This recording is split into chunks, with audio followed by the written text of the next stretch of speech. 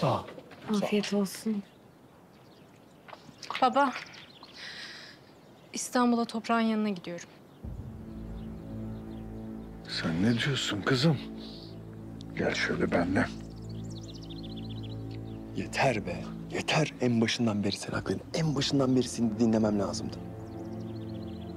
Kızım kendine gel. Bak şu ana kadar başına ne geldiyse Atabeyler yüzünden geldi. Ya şimdi sen onun peşinden mi gitmek istiyorsun? Ya bir kere benim yerime koysana kendini. Ya ben git dedim ona. Ben dedim.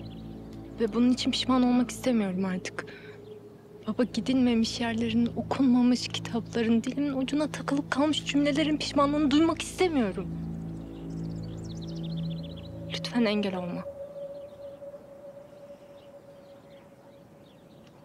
Gittiğin için de pişman olacaksın. Yeter ki aşk olsun.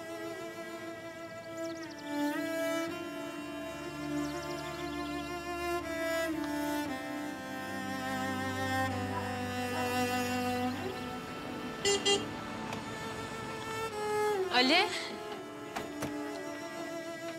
Yenge, nereye gidiyorsun böyle? İstanbul'a gidiyorum. Toprağı getireceğim. Gerçekten mi? Hı. Ya sen İstanbul'a motorla götürsem çok mu uzun süre, ne dersin? Havalanına götür beni. Hadi bin bin. Ya ışık saçan kadınım izin verse ben de gelirdim ama. Hadi gidelim.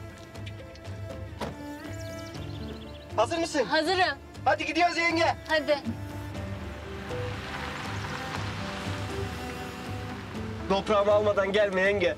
Önce bir uçağa yetişeyim de hadi. Hadi bas gaza, bas gaza. Basıyorum.